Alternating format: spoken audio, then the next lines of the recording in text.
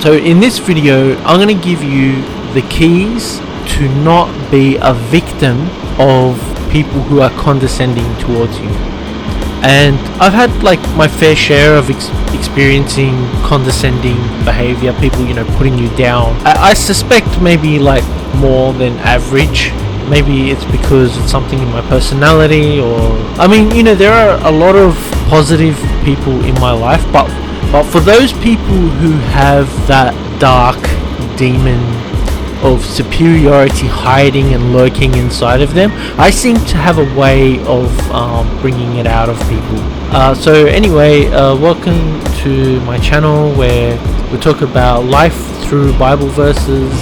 This is a separate playlist that runs in parallel with my regular motorcycle content. At the end, as usual, we've got a few Bible verses. But we've all dealt with people who are condescending, people who try to belittle us, they make us look small and criticize us. But the key idea to no longer be hurt of condescending behavior is simply to identify it.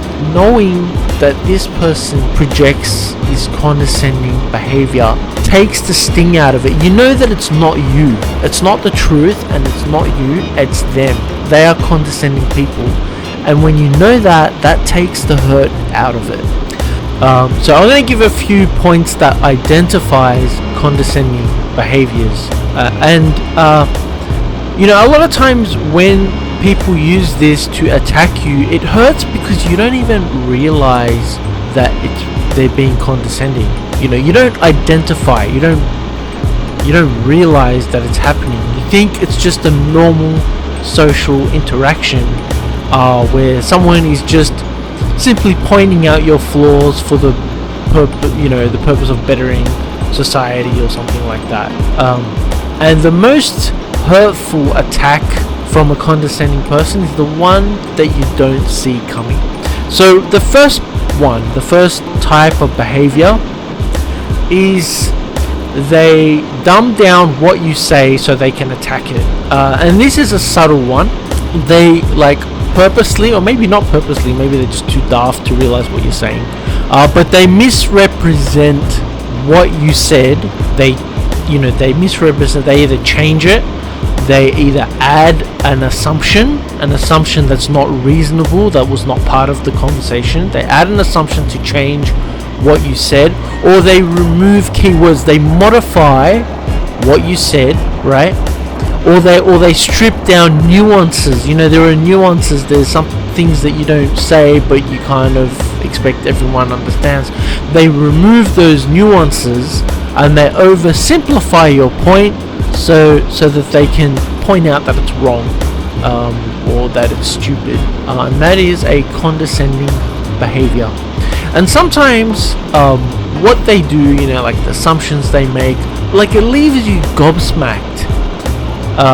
Tell me in the comments, do you know what gobsmacked means? It means you're kind of shocked, but do people use it outside of Australia? I'm not sure. Anyway, so when these people do this, it leaves you gobsmacked, shocked, right?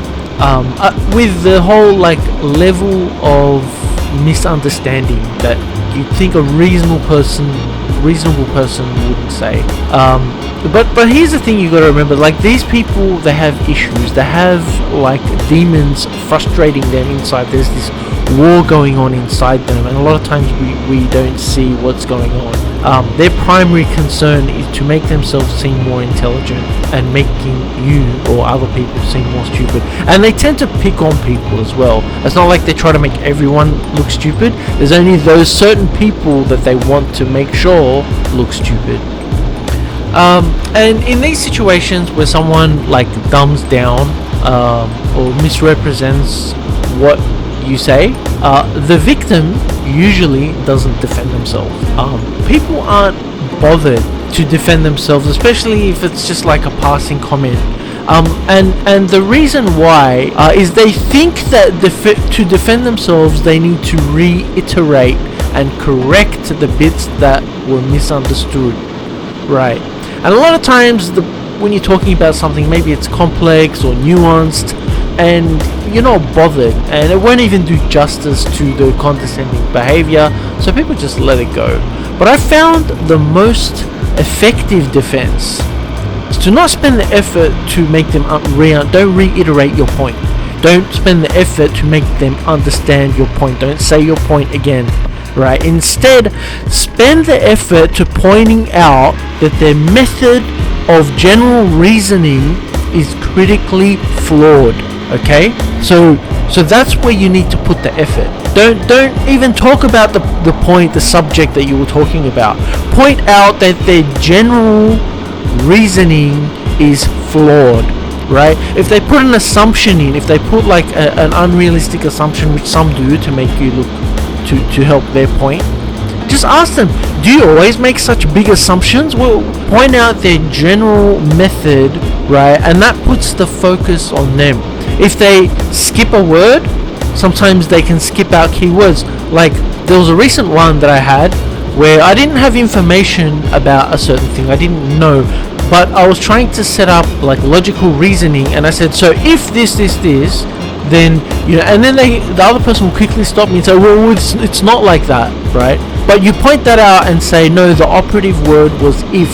I wasn't claiming knowledge, I was setting up a logical model of thinking about the problem, right? So condescending people like to sort of skip out on these little nuances, but point it out. If they've misrepresented what you say, you can, or they sort of diverge and kind of miss the nuances, just call them out and say, look, you've completely lost the point. You don't know what we're talking about, obviously. You know, when you point out their general reasoning is flawed, then you've prepared the groundwork to then start reiterating the subject, right? And I guarantee you they'll put much more effort to be attentive this time round. So that was the first one, is when people misrepresent what you say. My next point is, don't take the flattery bait. Don't take the bait, right? And this one is, I'm going to explain it from an experience that I had, and it was more of like a mix of condescending and narcissism. So this was a bit of a mix, right? Yeah, and you know, there are different reasons why people are condescending. Like, I used to think that all people who were condescending would simply like lacked intelligence, and they were trying to overcompensate by just trying to make other people look stupid, right? And they get good at it, which is the whole deceptive part about condescending people, is that they are good at doing that, and that's why you believe it. But not all people are like that. A lot of them do lack intelligence, and that's why they're condescending, but not all of them. Some people are intelligent but narcissistic, right? Others have just maybe been brought up or exposed to a toxic upbringing, or a constant toxic environment where they're constantly being criticized, so they're always guarding themselves, just the way they've been brought up or the experiences they've had. But in this case that I want to talk about, where I'm saying don't take the bait, right? So I was and still am the head of a videography crew in our place of worship, right? And during a service, the head of the worship team, aka the band, he came up to me in a really like belligerent tone and asked, who's the song leader, right? He's asking me, who's the song leader, right? Notice he didn't come up and just explain the problem. He wanted to do it in a way to show that I don't know what I'm doing, rather than just explaining what the problem was. The problem was, we thought the leader was a different person. So rather than saying, you know, why is this person being shown this person's not the leader, he put it in a way to question our competence. And why don't you ask who the song leader is, right? Why don't you come? So he's kind of pointing it out in terms of like, you guys don't know what you're doing throughout the whole way that you operate. You never come and ask us who's the leader. And My answer to him was, no, we don't ask you, the band, who the song leader is. We rarely do, and the reason is, it should be obvious who the leader is. If you don't know, I don't know why you're doing videography. That's why we don't need to ask. We know, we can see, it's our job. And as I was explaining this, he started to realize that his reasoning was falling apart. And here's where the thing is: the discussion suddenly shifted. So mid this heated discussion, right? It was a little heated. It suddenly shifted, and he took an unusual turn and asked a question. He goes, "Are you musical?"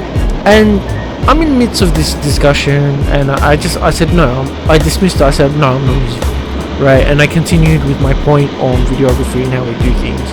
And then he asked again, like this fake curiosity and interest, which is a kind of flattery. Are you musical? And I kind of dabbled in drums when I was at home and stuff, and I said, yeah, I'm a little musical, right? And that was the bait. That was the moment when he snapped. And he says, you're not musical. That's why you don't know what we're doing. And he goes around and he's telling other people, they're not musical, right? That's why they kind of don't know what they're doing. They don't know what we're doing up. They don't know how to do videography properly because they're not musical. And it was a very sneaky way to kind of win an argument. I can't help think that this person's had a fair bit of experience with these types of confrontations to pull off this like strategically exploitative tactic. So be aware, don't open yourself up to condescending and narcissistic people who suddenly take a turn of flattery and interest mid-argument. Sometimes it doesn't even have to be an argument. Sometimes it's just like they have this constant argument raging inside of them, and everyone around them probably doesn't even have a clue this is going on. So just hold your guard, don't open up. And there's a lot of other behaviors that I want to talk to. There's another one where people are constantly comparing, everything that they have that you don't have is better, but everything that you have they don't have is bad.